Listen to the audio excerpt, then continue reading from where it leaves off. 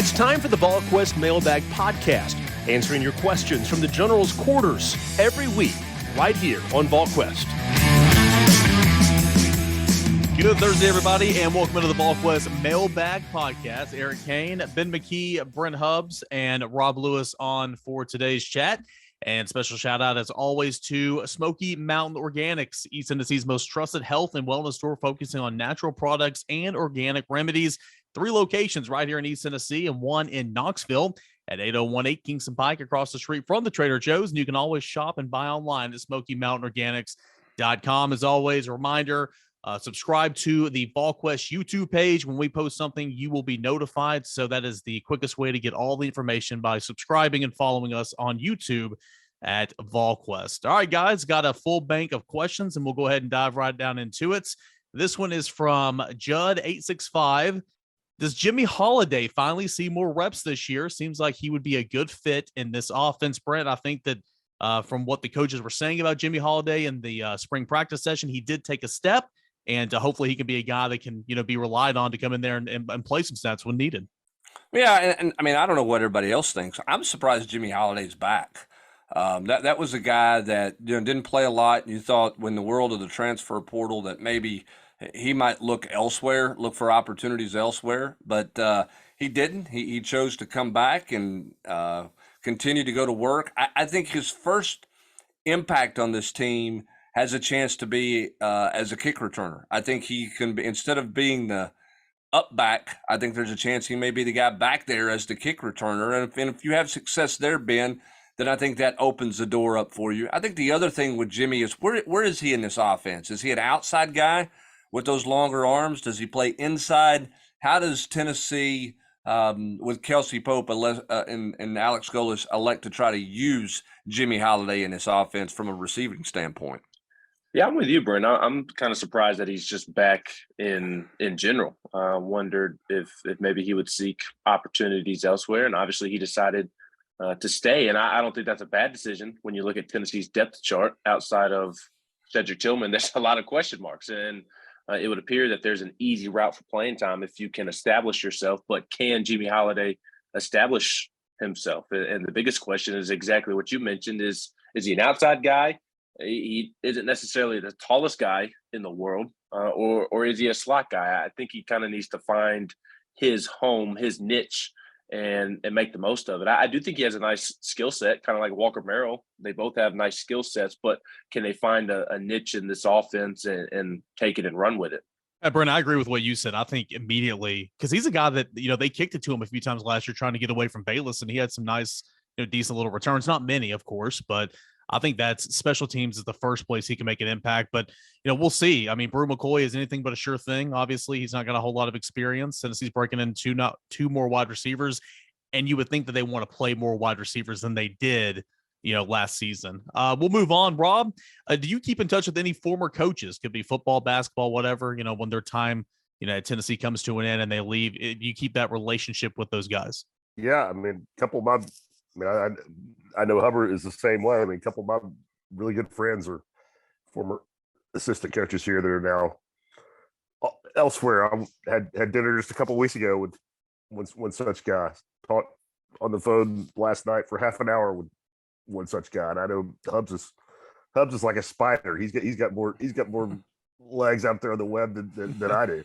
That's just because there's been a lot of coaches that have come through here in the last 20 years that you get to know. But yeah, I mean, there are guys that you for whatever reason you hit it off with them and you develop better relationships with them than you would do others, and you stay in touch with those guys. Now, sometimes those staying in touch is a text message at Christmas time and a text message in the preseason to say, hey, have a great fall, because they're really busy, and then some other times it's a different conversation. I mean, Rodney Garner and I stayed in touch for 20 years until he came back to Tennessee. I mean, when he was here in 97, we developed a good relationship and working relationship, and always enjoyed going to Athens to see him, and bumping into him, and we stayed in touch in the off season. And then obviously he's back here now. I just think in this business, you never know when somebody's going to come back around.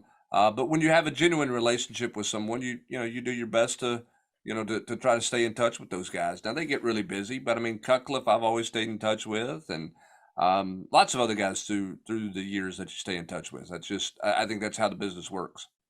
Yeah, there's always coaches on the move, but certainly in this era of college football, when the transfer portal is as relevant as it ever is, it's good to have those connections, even if they're not here, of course.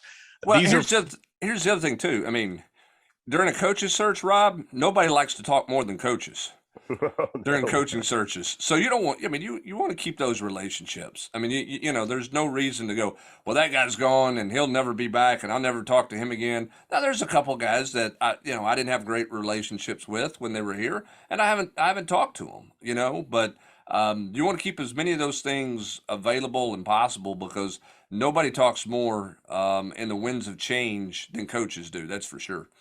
Yeah, these are from Smoky Man 15, and Ben, something that we can hit on here because we were talking about it just the other day being over at Prospect Camp.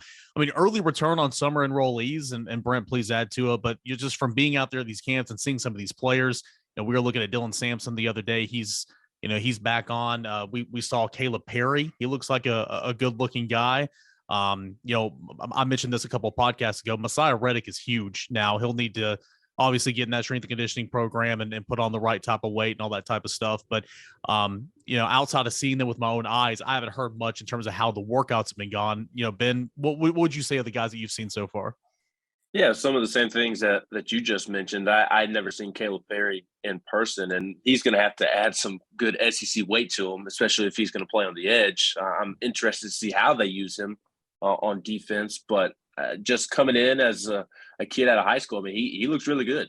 He definitely looks good in T-shirts and shorts. I know that's the running joke over the course of the summer. And Dylan Sampson, another kid that looked really good. And I tell you, who looks good is the receivers. Now Squirrel obviously has to add some weight, but Chaz Nimrod, Caleb Webb, those guys, they look like athletes. And look, they should. I mean, they are D1 athletes, and all of these D1 athletes look good. Most of them, at least, look good coming out of high school. But honestly, the one that caught my eye the most being at camp on Sunday wasn't a newcomer. It was Joe Milton. And not trying to stoke the Joe Milton flame or gaslight anybody, but he looked good in T-shirts and shorts. He looked slimmed down to me. He looked more muscular to me. And I think that could certainly help. If he can find some touch on his passes, then, man, maybe Tennessee does have Cam Newton.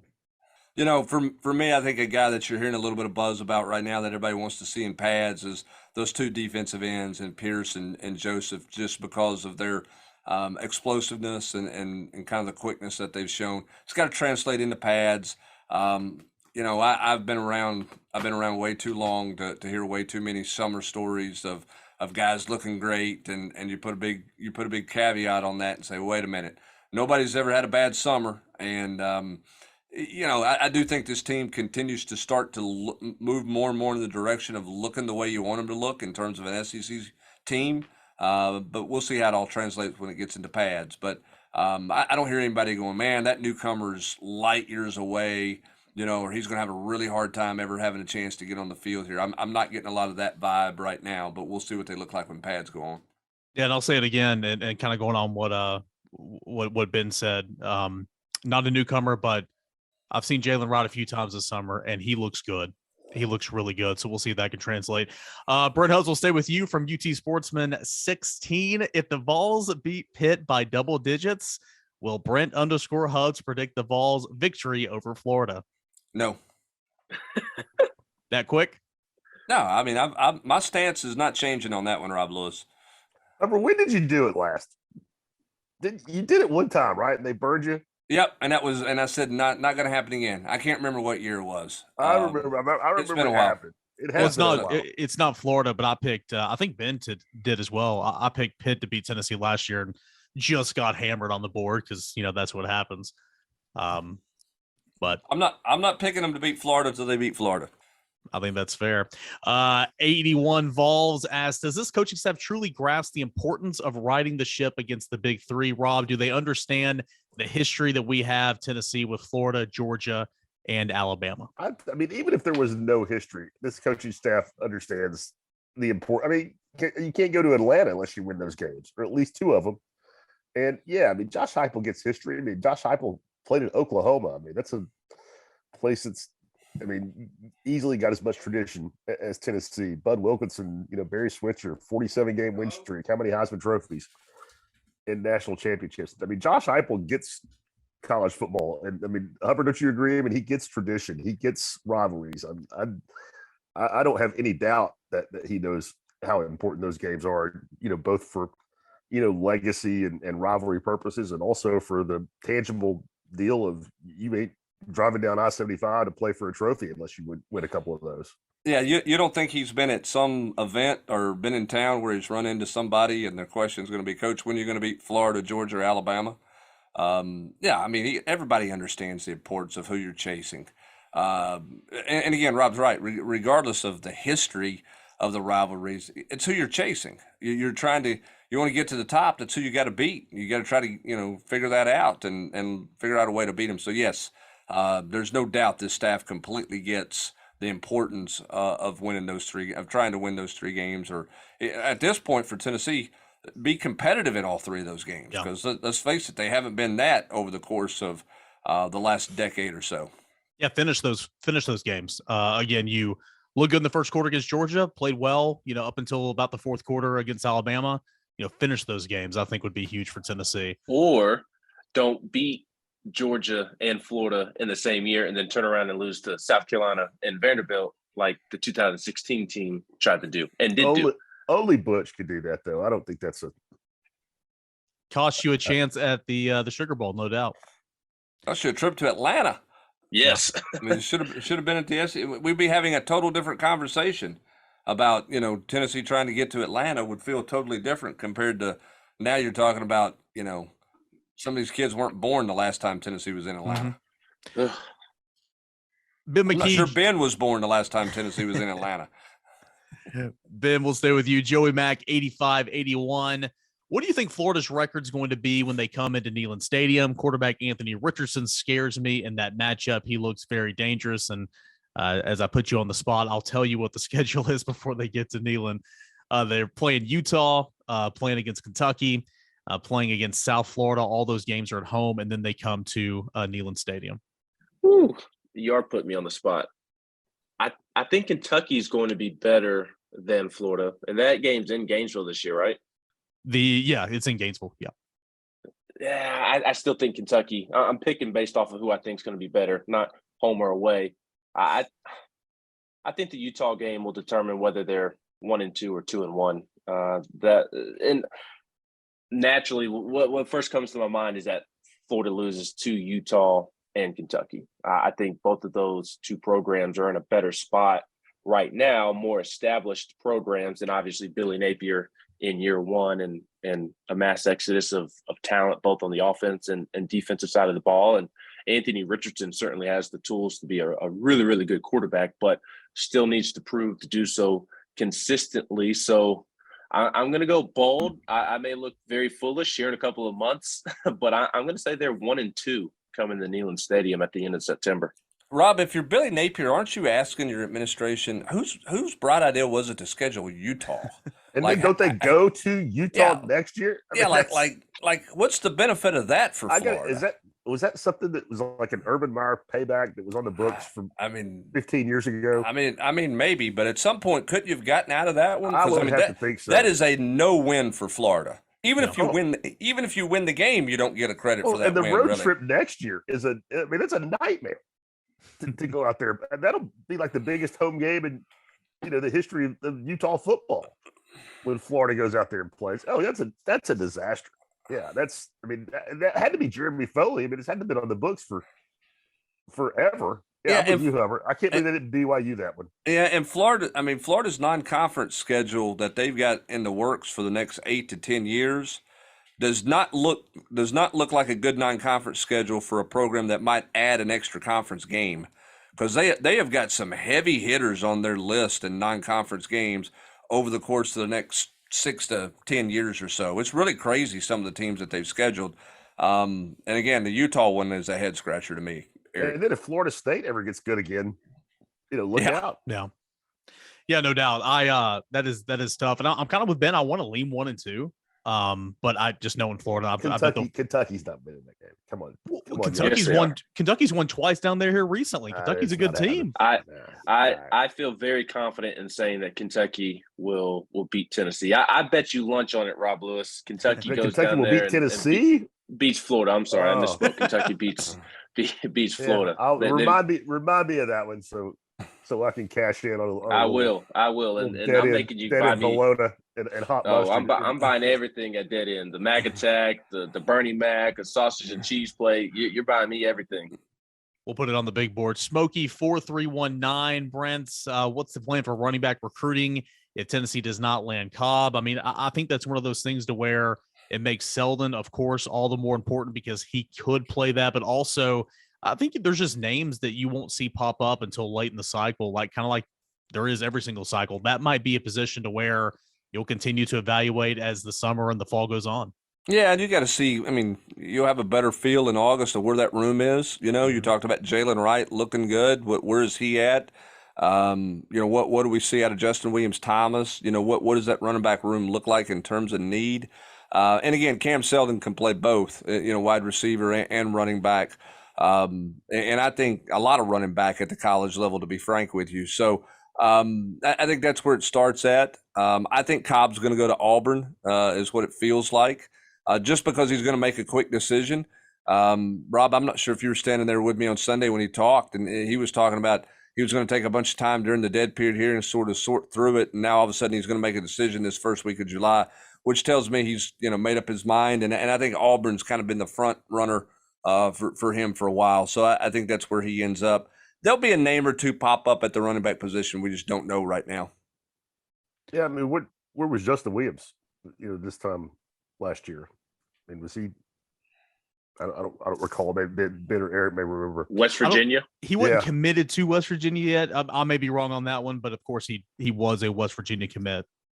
And yeah, however, I don't know, the ins and outs of the Bell recruitment, but man, committing to Auburn right now, that'd be a tough proposition for me if I was a rising senior in high school. Yeah, good luck on that one. Again, you talk about a program that is about as unstable as you can get right now. That would be Auburn. We'll continue on here, Brad. A couple of rapid fires. Your gut feeling about Bradley? I think it's consistent, and if Tennessee can get him back in July, Shadavion Bradley, that would be a good sign for the Vols. He told me at the Memorial Day thing. Now, a lot of time has passed since then. That he will be back to visit Tennessee. So I think if getting him on campus would be a good thing for Tennessee. Yeah, I mean, my stance on him hasn't changed even after the South Carolina visit. I mean, I think it's all about where is he at the end of July? Does he take a visit somewhere before he commits in August? If it's Tennessee, then you're going to love Tennessee's chances. If you visit somewhere else, then there's a huge red flag. I don't have anything to suggest right now that he's not going to visit Tennessee. So we'll see what he does in July. So my stance on him is I don't think they've fallen out of favor or they've lost a lot of ground with him or anything since he visited South Carolina. And then finally, in-state 2024 guys that Tennessee's high on, just a couple that come to mind, Ben. I know that you have you talked to a lot of those Lipscomb guys as well, but Caleb Beasley, Edwin Spillman, a couple more right around there, but I know that the Lipscomb guys are two that Tennessee would really love to have. Yeah, those are the guys that are standing out the most right now. Caleb Beasley, who is being pursued by several schools throughout the country, several top schools throughout the country. Not sure if all of those are committable offers. I guess we'll see in due time, but he's been up to Tennessee plenty. And we saw Edwin Spillman camping on Sunday, and man, he looks good. That was something that you and I were talking off to the side about. He looks really, really good, and hard not to see him following in his brother's footsteps at some point. But those are certainly the two that stick out to me the most. And you had some quarterbacks from the Volunteer State in attendance as well. I don't think anybody eye-popping or anything along those lines, but there's those top two guys. And then I kind of think it'll be what it is every year. There's going to be guys that pop up from time to time throughout the calendar. And Tennessee will have to make a decision on whether they think they're worth pursuing or not. And if they are, then obviously they will pursue them. But I feel like there's been a lot lately that have kind of Tennessee's had a hard time making a decision on whether to completely go all in on. and maybe that's bit them later in the process. Not saying that it's happened so frequently, but seems like there's been guys that they've kind of been in contact with and just simply decided not to pursue. Yeah, I'd throw a couple more names in there with those guys as well. And I know, Ben, you weren't just naming the only ones Tennessee's recruiting, but I would add in there Kamaro Brown, the safety from Memphis, as a guy that Tennessee likes a lot. Marcus Gorey from Bradley Central is a guy Tennessee offered at camp that I think that Tennessee likes a good bit. Carson Gentle is a guy that we saw at camp that I think is one to watch for sure moving forward. Boo Carter. Boo Carter, we'll see if they can get any traction with Boo Carter or not. I know he was up here, but we'll have to see what happens with that. I think this Keeson Shepard from Fayette Ware is another interesting prospect, an offensive tackle, 6'5", 308. Ronan O'Connell is a guy who's been on Tennessee's campus. He's from Page High School down in Franklin, Tennessee, another offensive lineman as well. So it's not as deep as it's been. It doesn't feel like it's as deep as it's been the last couple of years, but there are certainly some guys Tennessee likes and are going to continue to evaluate and continue to recruit. But I think it starts with Beasley and Spillman as those two guys. Yep, absolutely it does. And they've been looking good on camps. I saw both of them camp this summer, and they looked about as good as advertised as they continue to grow and develop over their younger years. We can kind of go around the room for this one. This is from Sam Adams, 80. How many players on Tennessee's current roster, if they reach their absolute ceiling? It's kind of a trick question because, of course, they can go a number of different ways, but could potentially be first-round picks. I'll start. I'll give out one that's obvious. I mean, if you play to your absolute best, Darnell Wright, obviously a tackle, could be a first-round pick. Any other obvious ones out there? I mean, would Byron Young be in that category still, or would you say that? I would. Okay. I would, just because of the position that he plays. I wonder if that was similar to your line of thinking with Darnell Wright. I mean, they play a premium position, edge rusher and tackle, and I think Byron Young certainly has the tools to where he can make himself a whole lot of money this season playing in the SEC, going up against some of the top tackles in the country. I think Byron Young is a guy for sure.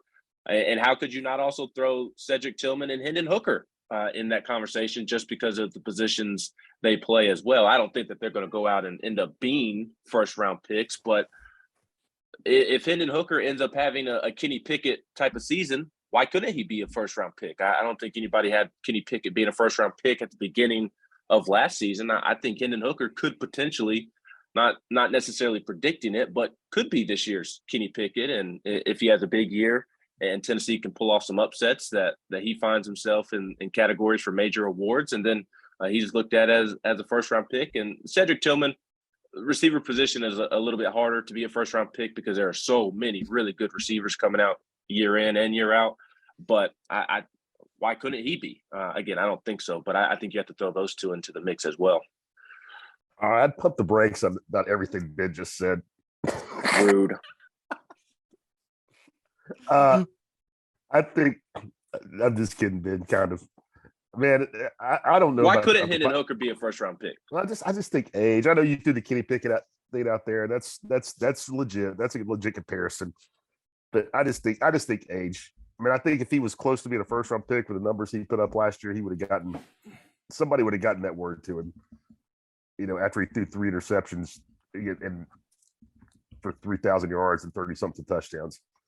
I mean, to me, I guess I could see Darnell Wright just because of the measurables, but to me, it would almost have to be like one of those young kids, and there's such babies it's impossible to project that far. Tyree West or one of those dudes, and Byron Young. I mean, he's just incredibly intriguing, but man, he would have to put up some monster numbers this year, in my opinion.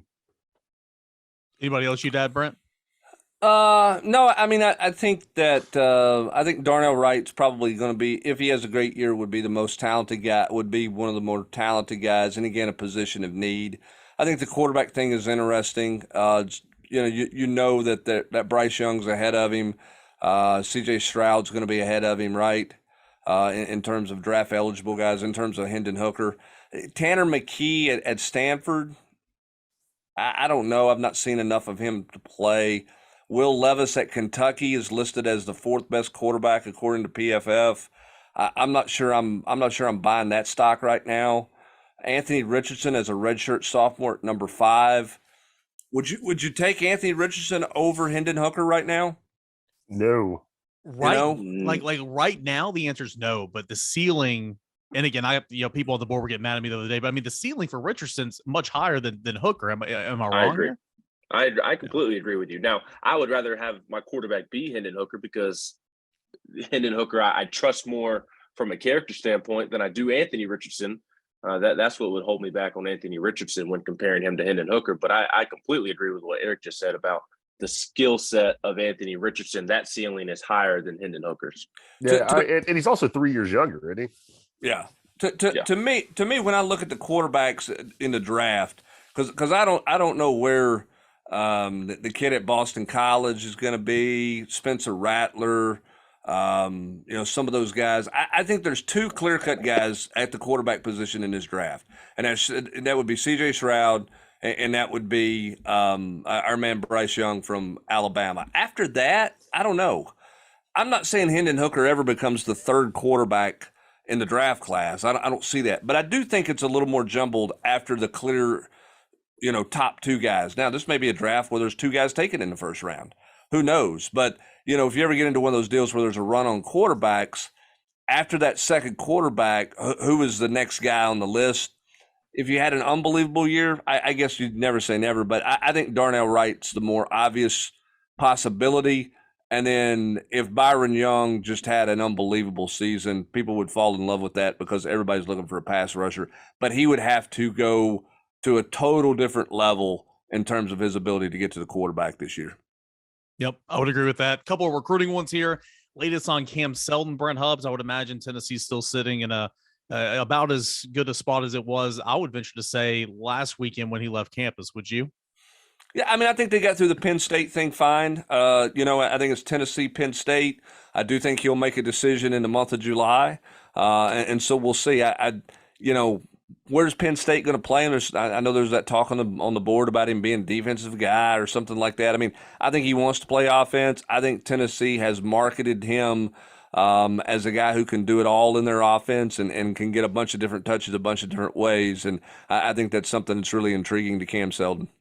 Gabriel _Vol 12 wants to know, does Tennessee try to take Bradley in sooner than this fall? Absolutely. His commitment date, or he's wanting to make a decision announcement at the end of July or early August. So I think it's going to happen either way, but it's going to be after the dead period. But soon as Shendavion Bradley wants to jump in the class, if that's what happens, they'll take him without a doubt. Sam Smith, 2233.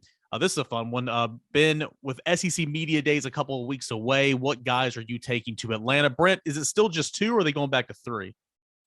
I don't know the answer to that. I think it's 2, but okay. I don't know that for sure. That's a good question. I'm going to take Austin Price.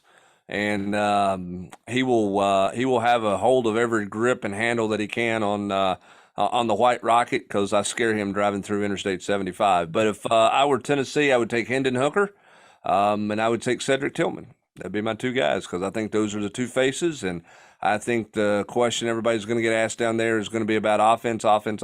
Anytime you can take a quarterback who's a representative, you take your quarterback. Yes, I think that's the easy answer for sure. That's who I would take as well. I do wonder if a guy like Trayvon Flowers makes the trip. Could have a little representation for the defense, and you're not going to take Jeremy Banks. You don't have any defensive linemen. You don't have any defensive linemen that you would necessarily take over Trayvon Flowers. Maybe Jalen McCullough as well. I think it's those 4 are the most likely options. I'd be surprised if anybody else. Maybe Jacob Warren. If it is 3 this year, I could see Jacob Warren being a 3rd guy making the trip down there. But I certainly think it all starts with Hendon Hooker and Cedric Tillman, Trayvon Flowers. Those are the main 3. I would take Hendon Hooker and Byron Young. Without a doubt, Trayvon Flowers would be a good one. Rob, what say you? Yeah, unless you just want to do offense, defense to be mixing it up, I think it's Hendon Hooker, Cedric Tillman. Yeah. Rob, will say with you, how big of a role will Lucas Campbell have on the basketball staff moving forward? Lucas Campbell, nothing major. As the director of recruiting, what is that job responsibility? I mean, that's kind of a new little deal. I mean, I think that's watching a lot of tape. I mean, maybe making some phone calls, but basketball is a lot different than football where, I mean, you can't, I mean, football, I think some behind the scenes guys can make an impact because you're dealing with so many kids. How many offers are out to, guys in a 23 class? I mean, well over 100, wouldn't you say? I mean, in basketball, the assistant coaches are, doing the heavy lift. I mean, they're on the phone with kids, or on the phone with parents. It's just, you can't farm it out to behind the scenes. And I'm not trying to discount Lucas. I mean, I think he's got a bright future, and Rick wouldn't bring him in if he didn't think he could help. But as far as like the recruiting stuff, that's assistant coaches.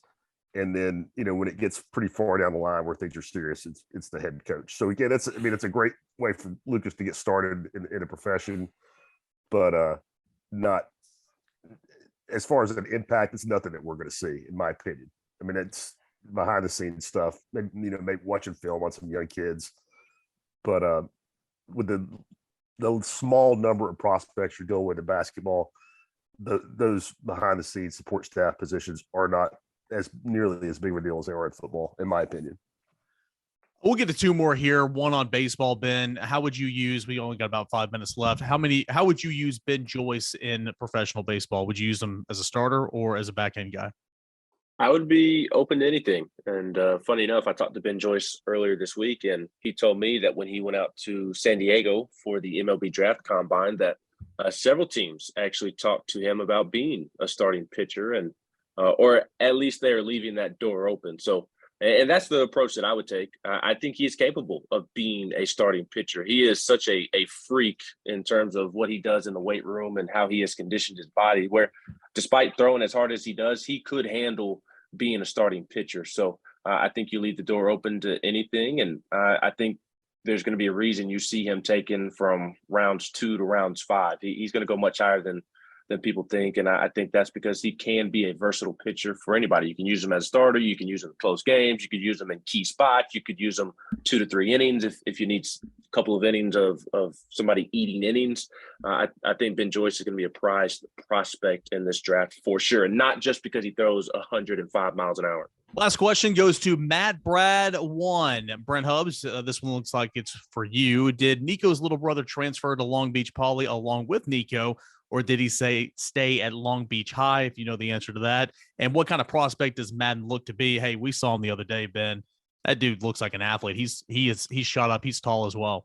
Yeah, I mean, he's a good-looking athlete. I'm not sure where he's going to end up playing in terms of high school. There's been talk about them moving and all kinds of stuff about where they may end up being at and all those things. So I'm not exactly sure where he's at this point in time. And where he's going to end up. If where he's at right now is where he's going to be another year from now after his brother gets to college. So we'll see. But, I mean, listen, the guy's already got, multiple offers. Everybody certainly has their eyes on him, and he's going to draw plenty of attention and plenty of opportunities in front of him in the college ranks because of his upside. Really appreciate all the questions you guys have thrown in here for the Volquest Mailbag Podcast, as you do each and every week. A lot of recruiting, as always, and what should be a busy month of July is what I'm predicting ahead for the University of Tennessee. I couldn't do this Volquest Mailbag Podcast without the help from Smoky Mountain Organics, East Tennessee's most trusted health and wellness store, focusing on natural products. They have 3 locations in East Tennessee, one right here in Knoxville. That's at 8018 Kingston Pike, across the street from the Trader Joe's. And of course, as always, shop online at SmokyMountainOrganics.com. Be sure to subscribe, follow Volquest on YouTube so you're notified each and every time we put an interview on there, a podcast on there, whatever, you will be notified, so you don't want to miss out on that. For Brent Hubbs, Ben McKee, and Rob Lewis, no Austin Price this week. That's why I went by without a hitch. I'm Eric Kane. Really do appreciate you guys. Correct. We will do it. Correct. Yes, correct. We will do it again next week. Thanks so much for listening to us on the Volquest Mailbag Podcast. You've been listening to the Volquest Mailbag Podcast every week right here on Volquest.